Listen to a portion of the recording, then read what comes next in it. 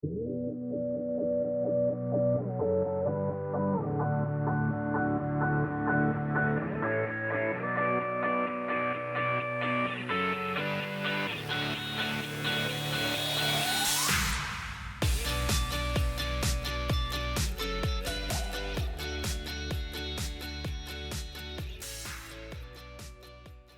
personally like to welcome you to MicroTech Computer Systems and Business IT Services, podcast number 1. Excited to be here today. My name is Mitch Burney. This is Shane Polwart, the President and CEO of MicroTech Computer Systems and Business IT Services. Thank you for the podcast. Well, thank on you, behalf Mitch. of our community. Thanks for the help. Tell us what the podcast is all about. The podcast is a way of giving back to the community, coalescing the information that is out there, and providing a source for the businesses and users in this community to go, a place for them to go to find out what the actual facts are and learn about how to help protect their businesses and their own personal assets. Personal information, very at risk today in today's business climate. We all hear about this over the internet. What can people expect to get out of this podcast? Mitch, there's literally hundreds of conversations we could have right now about every kind of threat that's out there. All you have to do is get on the internet, read the newspaper, watch the news. Every day something has happened. Some business is being hacked, personal information is being stolen, identities are being stolen, networks are being brought to their knees. So, that's why we needed a podcast, because we need to have a continuing conversation about this and not to get too deep into it, we want to focus on coalescing the facts and disseminating those facts to users. We're going to provide weekly tech tips. We're going to provide information on the trends in the industry and the latest technology and how businesses and users can help protect their own assets. You mentioned protecting personal assets, and this is a real big deal because a lot of the small businesses in any community are sole proprietorships, and that means that they're owned by individuals, and all of their personal assets and wealth, cars, homes, bank accounts, are all at risk should they have or be attacked. Correct. And even if you are, say, an S Corp or a C Corp, that doesn't protect business assets. So your personal assets might be protected if something was to happen, but you could lose your business. So it's applicable to everybody, really. And I think what we're talking about doing is bringing on experts in the industry as well, some legal experts, to talk about what that looks like even for corporations that are attacked. I mean, many times they're insured but underinsured, and you just said it, that businesses can be brought to their knees over this. And they really need to take a look at being responsible for this, for their own safety, but not just that. The reason the fines and the penalties are so big because it's about the people that you're serving and protecting their information. Exactly. A large part of it will be about how these issues affect businesses such as mine, companies that actually come in and provide managed services for small businesses. So we need to make sure that we're abreast of the changes in technology and the changes in the industry as well. And the risks. And the risks, so that we can continue to provide the best service possible. Let's talk about it this way. Many large companies already have on staff IT service providers full-time. And many still don't, which is a shocker. But a lot of small mom and pop shops haven't even considered having one or even understand that there are companies like yours that can provide these services. So it's still, I think, a generic term, managed IT services, that is almost a foreign language to some small business owners as well. Correct. Would you mind taking the time to really break down what is a managed IT service provider? What do you do? Okay, so those small mom and pop shops that you were talking about, those are the ones who are at the greatest risk because they're trying to manage their own resources. They're not experts, yet they're put in the position of having to do this to protect their businesses. So a managed services provider is somebody who comes in and takes the load off of the business owner, allows them to focus on the business, not on their networks, not on their computers, not on their data protection, their backup, their virus protection, keeping everything up and running, keeping everything protected. That's what a managed services provider does. Well, I think you just said it. So a lot of small businesses don't have, quote, a server, but they do have their computers that they run their businesses out of, and that even is still what's their risk is associated with. Absolutely. Everybody needs to be backing up their critical data. And it's amazing how many customers walk through my door and have absolutely no backups in place. They come in, their hard drive has crashed, and they're like, help. And unfortunately, a lot of times at that point, it's too late.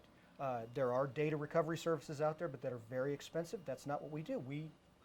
What we focus on is preventing that from happening.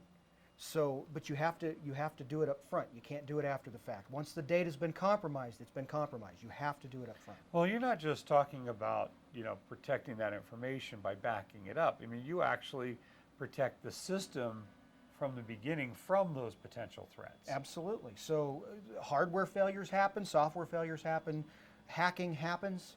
Not every user uses appropriate security standards for creating passwords. Some don't use passwords at all. So those are the users we're trying to reach. We're trying to educate them to let them know just how important it is that you use a proper password, that you change it once in a while, and that you back your data up, because you never know when something can happen. You create systems that even if something fails, will allow them to run while that failure is fixed. Hybrid virtualization, and or virtualization. And what it is, it's taking, if you have a physical server, it's replicating that server on the cloud as a virtual environment so that users can continue logging in, accessing the same programs and data. Even though the server is taken offline for repair, they can continue doing their jobs normally. No loss of business operation time, being able to run your business. Customers don't have a perceived change in that business, but you still had a malfunction while it's being fixed. You continue to operate. That's what managed IT services Business is all about. continuity, exactly. I love that word, continuity, and everybody wants continuity. I think also you talk a lot about disaster avoidance instead of data recovery. Let's talk about how important that really is. Well, because for one, disaster avoidance is a lot cheaper in many respects, money-wise, time-wise, resources-wise. Trying to come in and recover something is always going to be a much harder job than just protecting it out of the gate. Well, isn't that like our health as human beings? Absolutely. Take care of your health is easier than the consequences, the surgeries, the long-term medical conditions. Yeah, the perception is that it'll never happen to me, just like a car crash, just like whatever it happens to be. You think everything's fine just because it hasn't happened until it happens. After it happens, it's too late. Is it almost not just a false sense of security, but I can envision people thinking, I must be safe because it's not happening to me, Right. living in a false state of reality. I think so. You could actually have people that have hacked into your system right now and have been stealing your data for weeks or months, and you would not know about it. And does that mean that there's no disaster? Of course there is. you just haven't seen it You yet. just don't know about it. It hasn't been detected to have stemmed from you yet through investigation. Exactly. And isn't that how this really happens? These hackers go into these systems, they steal the information. All of a sudden, people's information is compromised. Enough people that an investigation gets started by a governmental agency, a body designed to protect consumer rights, why we have these laws. And then they take it right down to the source that they collected all this information from. And that's when that company is exposed, not while they're being hacked, Right. after they've already been hacked. Yeah, right. The horse is out of the barn. Use any euphemism you like. It's too late now. So, yeah, that's why we talk about avoidance or prevention, because it's cheaper and it's faster and it's a much better way to go. And you put your head on the pillow at night and go to sleep and rest well, that you've done everything you can to protect you, your business, your assets, Right. and your customers. Absolutely. And that's what this is really all about. I am thinking one of the other things that we're going to have to get people to get past is the thought that managed IT services is expensive. Now, carrying your own in-house full-time IT staff to do that can be a person with a large salary every year. So I think that immediately they think, well, I couldn't possibly afford this, and I think nothing could be further from the truth. They couldn't afford not having it. Right. But I think people will be surprised that managed IT services are reasonable. They're very reasonable. Small business can afford this. They can afford it. It's not something that's going to break the bank, and everybody's different. Each business has unique requirements, and it really just depends on how many systems you have, what you need to protect, and where you are right now. If you have no protection at all, that's definitely not a good place to be. No, definitely not a good place to be. I think also you shared with me one time that what you're doing is kind of becoming maybe a co-op for our business community, and I really like that explanation of what MicroTech Computer Systems and Business IT Services is providing. Basically, you take all of these services that a large corporation would have under one roof, and you subdivide those into pieces that small businesses can afford. Exactly. Like a business co-op for our community. Or is that like, a good way of describing what you do? I prefer to think of it as insurance. It's not something that you look forward to paying, but if something happens, you're certainly glad you had it. Oh yeah, you total that car and Sure. You find out how much the injuries to the other party and the damages were, And then you look at your premiums, and that's it doesn't very bother you quite insignificant. as much Right. making the next premium, does it? Exactly.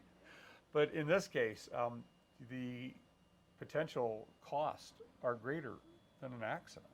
The Of cost course. of an accident. Of course. That's what I don't think people get. They do insure their car.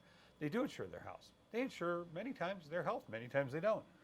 But when they don't insure their business with protection, they're really putting all of that at risk. Every bit of it is at risk. Absolutely. And I think it's just such a thrill to know that you're taking a stand for community, for information, for knowledge, and that is power. And that's a wrap. I want to thank you for tuning in to this first podcast. Stay tuned next week at 9 a.m. We're going to go into the meat and potatoes of what this podcast is really about, and we're going to talk about hacking 101. So we also take requests. So if there's something that you would like to see on this podcast, you can get in touch with me. You can call me, 775-351-2211. You can go to our website at microtechreno.com, or you can email us at service@microtechreno.com. I'll see you next week.